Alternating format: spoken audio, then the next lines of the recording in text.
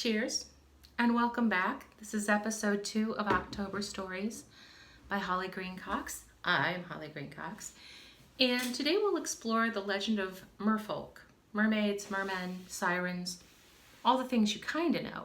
So as usual, we'll do it in 2 parts. The first part I will talk about the research I've done and kind of what I know about the Merfolk, and the second part will be picking that trope back up and sort of filling the gap with an original poem or piece of work. So welcome back. We're going to start today with the earliest legend, and that is a Syrian legend about Atargatis. Now Atargatis had a human lover, and she was so awesome that her literal act of sex killed him. It was an accident, and she felt really bad about it. Really bad. Probably where we get the idea that mermaids are sexy, though, came from the earliest legend. So she tried to drown herself. So at the time she wasn't Merfolk, but the gods around her said, no, you're so good, you're so important. I know you like swimming. Okay, so let's make you a mermaid. So they gave her the ability to breathe underwater and the gift of a tail, and so she could swim better and enjoy swimming. So she didn't get to drown herself over her dead boyfriend. So yay, Atargatis, right? The next one, and I used to tutor this book actually in college. The Epic of Gilgamesh mentions Ea. Ea was a god who was supposed to be a Babylonian merman. And why Ea is really important is he told his human friend Utnapishtim about the flood.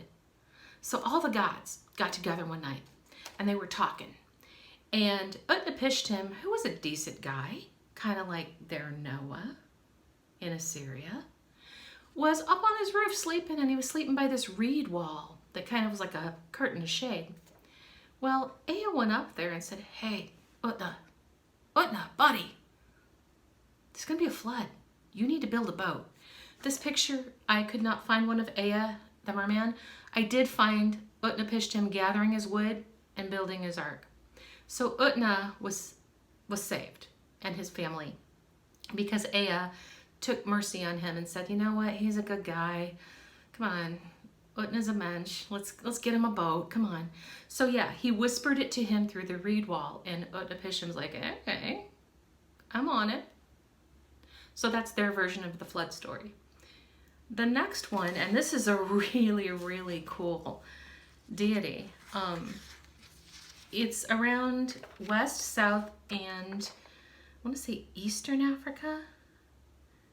Yeah, West, Central, and South Africa. And some parts of Trinidad, Tobago also have this deity. It's Mami Wata, which Mami means truth, and Wata means water. So she's very revered. She's a snake charmer. Sometimes she has human legs, depending on how she feels that day. Most of the time she has mermaid's tail. And the cool thing about her is she's in charge of power, wealth, fame, healing, fertility, all the good stuff. However, getting back to that duality thing, she's also been known to drag swimmers and boaters to a cruel, watery death for a hobby. So, really, you have to revere this lady. She's in charge. So, Mami Wata. The next one I found was from Japan. It's the Ningyo, which I've seen very beautiful illustrations of these and then very disturbing ones. But there's also a duality here. If you have the courage to capture and consume or eat a Ningyo, they give you long-lasting beauty and youth. However, you will also be eternally cursed for eating one. So kind of like that whole Voldemort unicorn's blood thing, right? Yeah. You are what you eat, right? Okay. So the next one, and I hope you like this one because I think this one's interesting. From Ireland, there's two mermaid legends. You're on an island, of course there are. It's the Marrows and the Selkies. Now the Marrows have green hair, and they're said to need a red feathered cap to be able to breathe underwater. So sometimes they come out of the water and they just kind of leave that cap on the beach, and if a human picks it up, they're in control of that marrow. Oh, sorry, left your cap, now you're mine. And then the Selkies are seals who shed their seal skin and become human. They take on the guise of a human. And they can marry humans and live up to 7 years on land. But then they long for the sea. They're very good spouses, but then they long for the sea. So they go back to their Selkie skins. And it was a legend that the husbands used to hide their skins so they couldn't return. Well, that sounds pretty awful. Can't go anywhere. Where's my car keys? Where's my skin? No. Okay. All right. So that's the Marrows and the Selkies. In New Zealand, all the way in the Southern Oceans. I told you this is worldwide, right? For a long time. These stories have been around. We have the Maori legend in New Zealand in the Southern Oceans of the Marakihau. Now this is interesting because they're said to be male. They're mermaids, but they're not mermaids. They're mermen. And they're large. They're really giant. They're big. And they have a hollow tongue. They use that giant hollow tongue to suck up ships right down their throat, right off the water. Gone, right? Oh, and their name, the literal translation of Marakihau, is coming soon. I really hope not. I can go without saying Marakihau like the rest of my life. I'd be okay. Yeah, they're boat suckers. Okay. In France, so this is from Poitou, France. The legend starts of Melusine. Now, here's something really interesting. Melusine is said to be an ancestor of the British royal family and other European royal families through Jacquetta of Luxembourg. So she was a girl whose mother cursed her to have a mermaid's tail every Saturday, and because she didn't want her to hook up with people. She still managed to have 10 children, and those descendants are said to be in the royal house of Europe, royal houses of Europe. Richard I of England was the one to really write it down and say, hey, I'm a descendant of a mermaid. So, and in the story, she also becomes a dragon. So yeah, lizard people. Lizard people. He said it, I didn't. Richard I, lizard people. Okay. The next one that I have is from the Slavic areas of Eastern Europe. She's the Rusalka. She's beautiful, young girl who at some point died tragically, akin to the Banshee legend of the young girl in the family who had a tragic death when she was very young. So she's really a dual-natured being. In one sense, she will help you by irrigating your crops.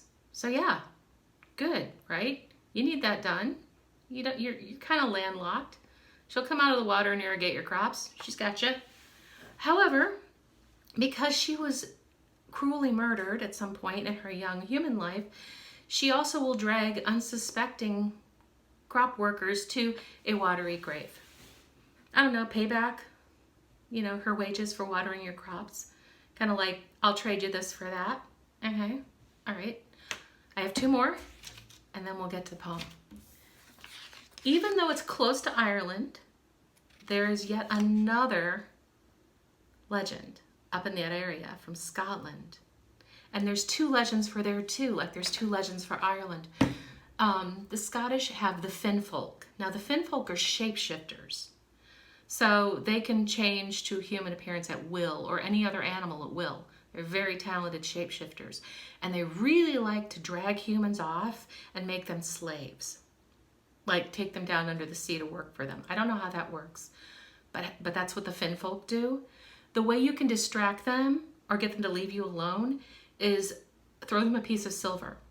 So they love shiny things. They really do. Shiny will stop them. Yeah. So ADHD, Finfolk, love silver, love shiny. Otherwise, you'll be working for them. And the other branch off of that is the kiesque. Now the kiesque is special because they give you 3 wishes. So you catch a kiesque in your net, they owe you 3 wishes so you can let them go before you let them go. So just know that. I don't know how you can tell the difference between Finfolk and kiesque, but they hang out in the same area. They're neighbors. Okay, last one. And this is one that there was a very mixed story on. So I didn't do a lot on South America, but I did find this in Brazil, Iara. Now there's a couple different ways the story is told. Iara is a goddess. She had 2 brothers growing up, and she was good at everything they tried to do.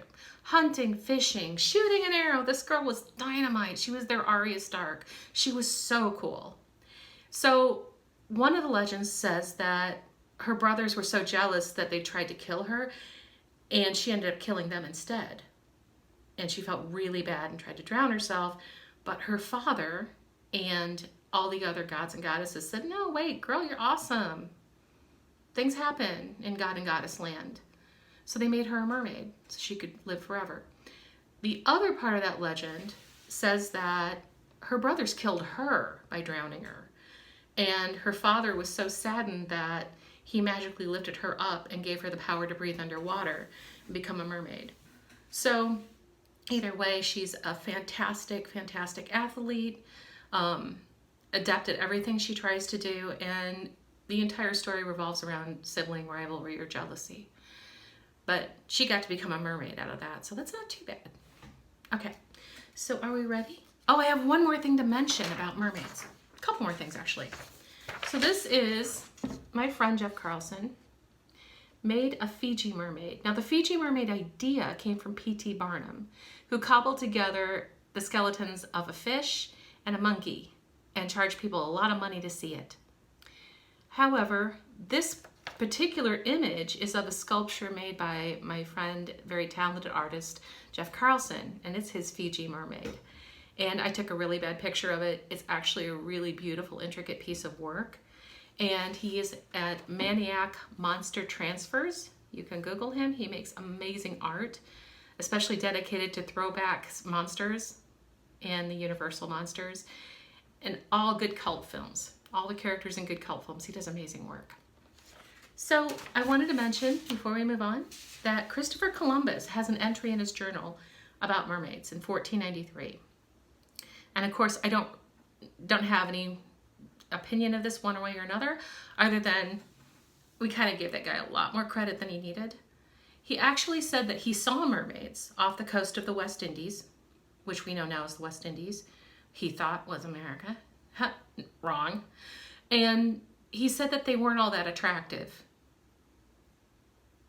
I don't know. Believe it, whatever. He wrote it down.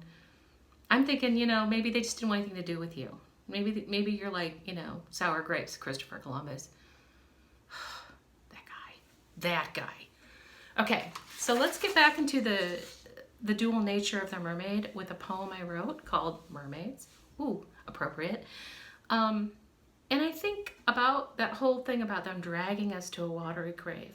What do they do when they get us? Well, that's kind of the question I wanted to answer. So I'm going to read this to you. And I hope it's sufficiently spooky. Hope you like it. You spring from the green sea, a bloated baby, half-airborne, pink, fat, nude, bald, sentient, wheezing like some beached orca, earth bleached salt and scales from your body. You vanish. Only your sunburnt scalp, salmon pink, breaks the milky surface. Hairs on your back prickle, clinging beads of ocean water. Your hand, stripped of its webbing, clamors to your sky god. He does nothing to save you.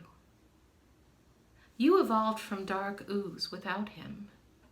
You bob against the waves like some grotesque purple ragdoll, your skin colored with madness. You receive our briny kiss. Lungs fail, machines stop, with hollow, empty roaring, like the inside of a shell. We mermaids embrace you. We wrap you in seaweed, pickle you in brine, place green bronze coins over your pale dead eyes, and breathe into your gaping, futile mouth. It's an old joke. Still, it makes us laugh.